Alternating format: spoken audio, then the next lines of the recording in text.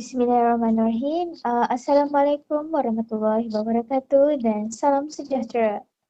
Cerdik pandai sinah kuda bawa berlayar ke tengah sempadan. Salam sembah pembuka bicara. Selamat datang untuk semua. Selamat datang ke Forum Maya pada hari ini. Apa khabar semua? Saya berharap hadirin sekalian berada dalam keadaan yang sihat dan bersedia untuk program kita pada hari ini. Sebelum itu, izinkan saya memperkenalkan diri terlebih dahulu. Saya Anisha Nurzulaika binti Zulkifli, merupakan pelajar ijazah sarjana Buddha Pendidikan khas di Universiti Pendidikan Sultan Idris. Saya merupakan moderator anda pada hari ini dan terima kasih kepada semua pihak yang hadir. Bersama-sama kita mendengar bicara di samping mendapat serba sedikit ilmu pengetahuan tentang topik perbicaraan pada hari ini, iaitu bagaimana program pendidikan khas inklusif dijalankan di Sekolah Menengah Kebangsaan Bunga Matahari. Seterusnya, saya akan memperkenalkan panel jemputan kita pada hari ini, iaitu Puan Syamimi, merupakan pengetua SMK Bunga Matahari, dan yang bertudung uh, lagu itu merupakan Puan Siti Khadijah yang merupakan YDP PIBG SMK Bunga Matahari. Dan seterusnya saya akan menceritakan serba sedikit apa itu program pendidikan inklusif. Program pendidikan inklusif dan berdasarkan Kementerian Pelajaran Malaysia merupakan program pengajaran dan pendidikan yang biasa dijalankan di sekolah. Pendidikan inklusif ini dapat kita lihat suatu penyertaan yang merangkumi bukan sahaja murid tipikal tetapi juga murid berkeperluan pendidikan khas dalam sesuatu komuniti sekolah.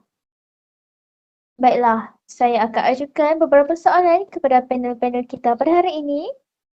Seterusnya, saya akan ajukan soalan kepada Puan Syamimi terlebih dahulu.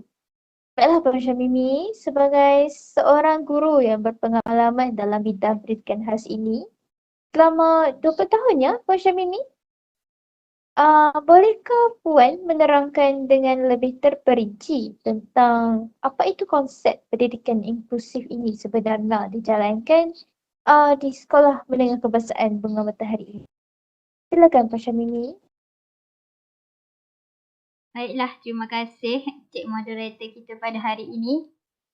Bagi menjawab persoalan tersebut, seperti penerangan ringkas yang Cik Anisha terangkan tadi, program pendidikan inklusif secara amnya adalah sebuah program pendidikan yang menggabungkan murid berkeperluan pendidikan khas dan juga murid tipikal belajar di dalam satu bilik darjah yang sama. Program pendidikan inklusif ini merupakan satu medium pemudah cara untuk murid berkeperluan khas mendapatkan kemudahan yang sama yang diakses oleh murid tipikal. Program pendidikan inklusif di Malaysia terbahagi kepada dua, iaitu inklusif separa dan juga inklusif penuh.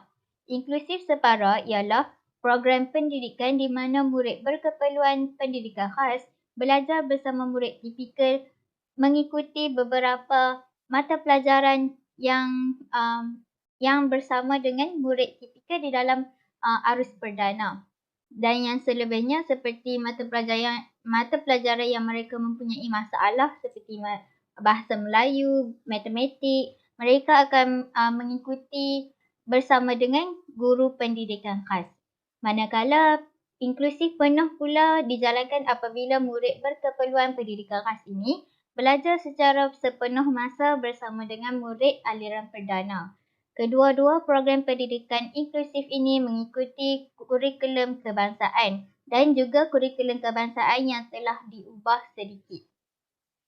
Mereka juga bagi inklusif separa, aktiviti co-kurikulum mereka dijalankan berdasarkan potensi dan juga minat dan juga keupayaan mereka.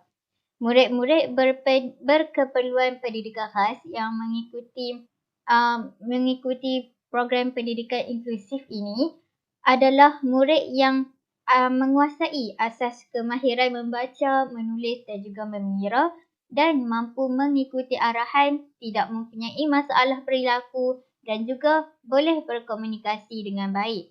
Antara kategori murid berkeperluan khas yang mengikuti program ini adalah murid yang menghadapi masalah pendengaran, masalah penglihatan dan juga masalah pembelajaran. Oleh yang demikian, pelaksanaan program pendidikan inklusif ini adalah penting untuk meningkatkan penyertaan dan memberi peluang kepada murid berkeperluan pendidikan khas menyertai program akademik dan juga bukan akademik bersama dengan murid normal di arus perdana.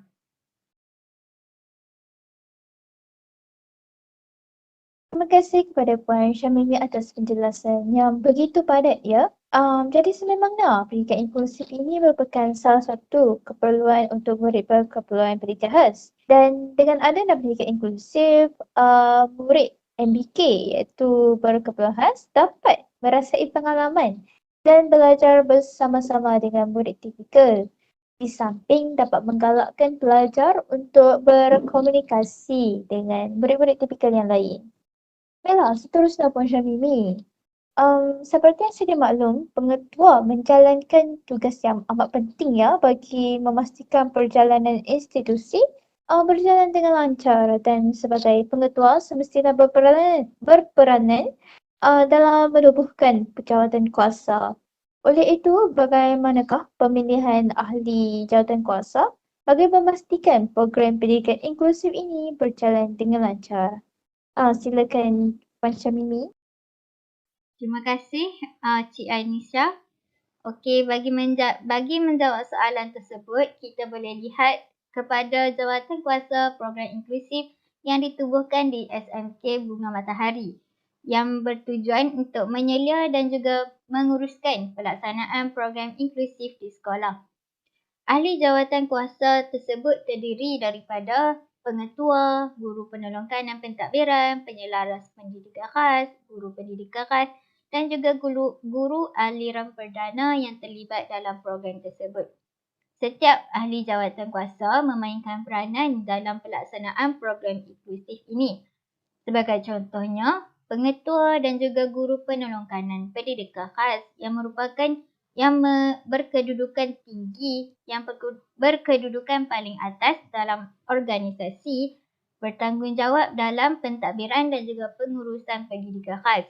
Manakala penyelaras pendidikan khas bekerjasama dengan guru pendidikan khas dan juga guru aliran perdana yang terlibat dalam program pendidikan inklusif ini, mereka akan bekerjasama untuk menyediakan rancangan pengajaran dan pembelajaran yang bersesuaian dengan rancangan pendidikan individu murid berkeperluan pendidikan khas tersebut, membuat penilaian dan juga laporan prestasi murid tersebut. Terima kasih Puan Syamimi. Baiklah, jelaslah bahawa jawatan kuasa yang terdiri daripada pelbagai pihak yang bertanggungjawab dalam hal ini amat penting untuk bekerjasama supaya perkara yang menyebabkan pendidikan khas ini dapat berjalan dengan lancar. Seterusnya, bagi Puan Siti Khadijah, bersediakah? Ya, saya. Okey. Jadi seterusnya, apakah peranan utama PIBG dalam melaksanakan program pendidikan inklusif di sekolah agar PDPR, pengajaran dan pembelajaran dapat dilaksanakan dengan lebih lancar? Silakan, Puan Siti Khadijah. Okey, baiklah. Terima kasih atas soalan yang diberikan. Antara peranan utama PIBG adalah membantu dalam menambah sumber kewangan sekolah bagi menambah baik dan meningkatkan kemudahan untuk pelajar program pendidikan inklusif. Hal ini dapat dilakukan dengan menubuhkan tabung pendidikan yang bertujuan untuk kebajikan dan manfaat kepada sekolah dan para pelajar. PIBG juga berperanan membantu dalam menambah usaha sekolah untuk memenuhi kehendak dan keperluan keberadaan MBK seperti mesin braille dan kerusi roda. Selain itu, PIBG juga berperanan menganjurkan aktiviti yang dapat menambah minat para pelajar untuk belajar seperti program Minggu Pendidikan Khas yang bertemakan Anak Istimewa Satu Anugerah. Aktiviti ini menggunakan pendekatan aktiviti hands-on yang memberi peluang kepada MBK ini menggunakan kemahiran dia untuk memahami konsep sains dan matematik dengan lebih mudah dan menyeronokkan. Itu saja.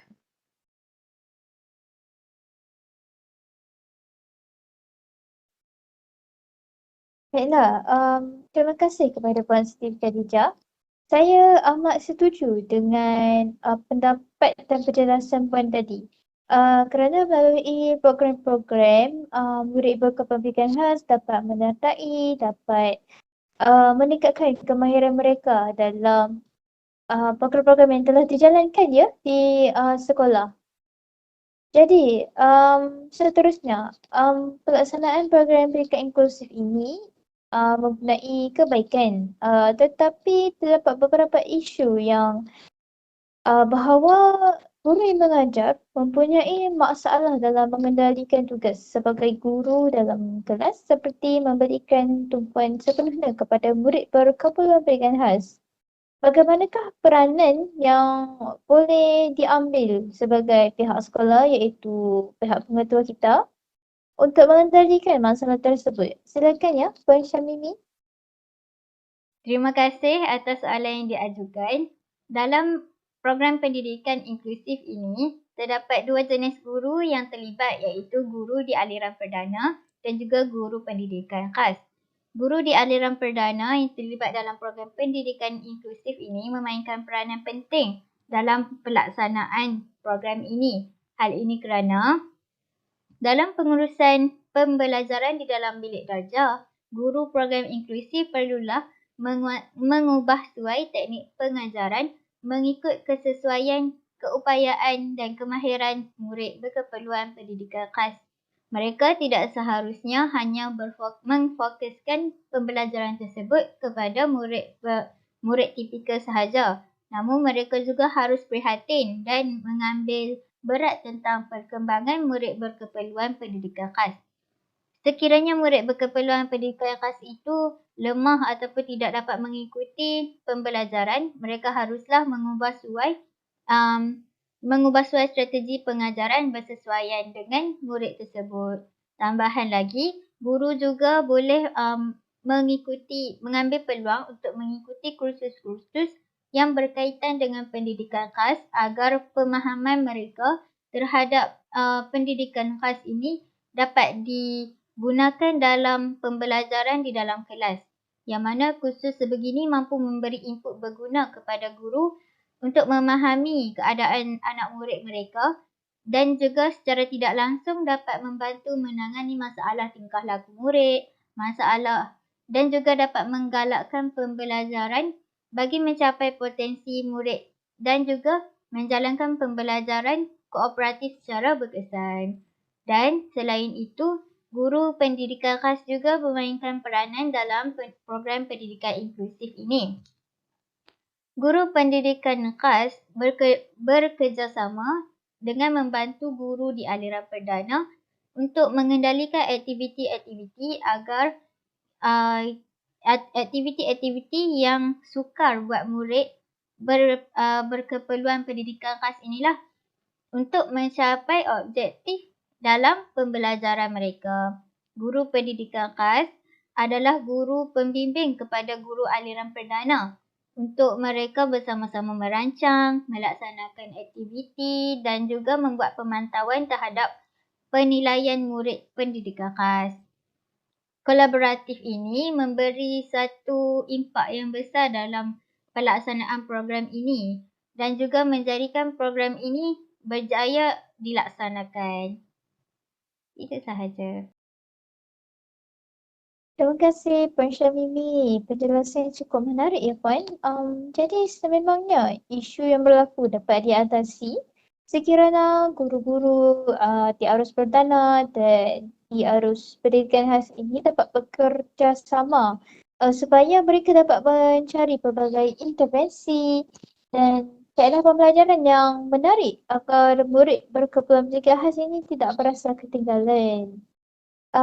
Jadi sememangnya guru memainkan peranan yang sangat penting dalam memastikan. Jadi seterusnya, seperti yang kita tahu, PIBG memainkan peranan yang penting dalam meningkatkan kerjasama sukarelawan dalam memastikan program pendidikan inklusif ini khususnya intervensi untuk membantu murid berkebutuhan khas. Jadi bagaimanakah pihak-pihak IBG meningkatkan kerjasama tersebut ya, Puan?